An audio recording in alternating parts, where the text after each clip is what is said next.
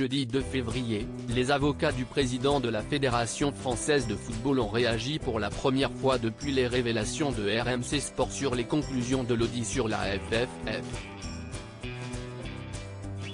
Le camp Le Graët a notamment dénoncé un rapport aux allures de réquisitoire. Le camp Le Graët se défend.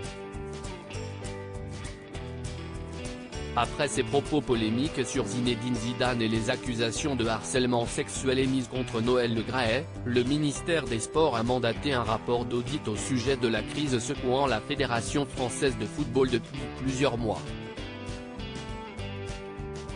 Le président multiplie ce que certains qualifient de dérapage, mais qui illustre surtout la dérive d'un pouvoir solitaire sans aucun outil de régulation interne, précise notamment le rapport. Le CODIR, comité directeur, a été marqué par une succession de crises dont la plus importante s'est cristallisée au moment de la Coupe du Monde 2018.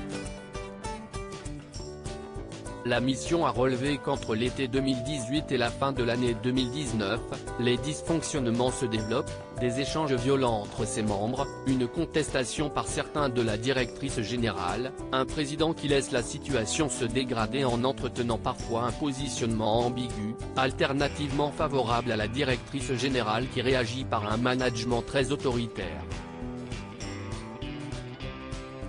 La politique de lutte contre les violences sexistes et sexuelles dans le réseau fédéral n'est ni efficace ni efficiente, explique ce rapport.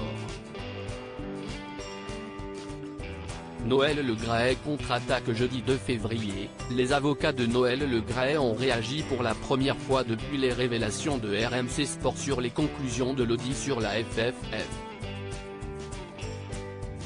Dans un communiqué transmis à l'AF, les avocats Florence Bourg et Thierry Marambert ont dénoncé un rapport aux allures de réquisitoire et un procès en légitimité.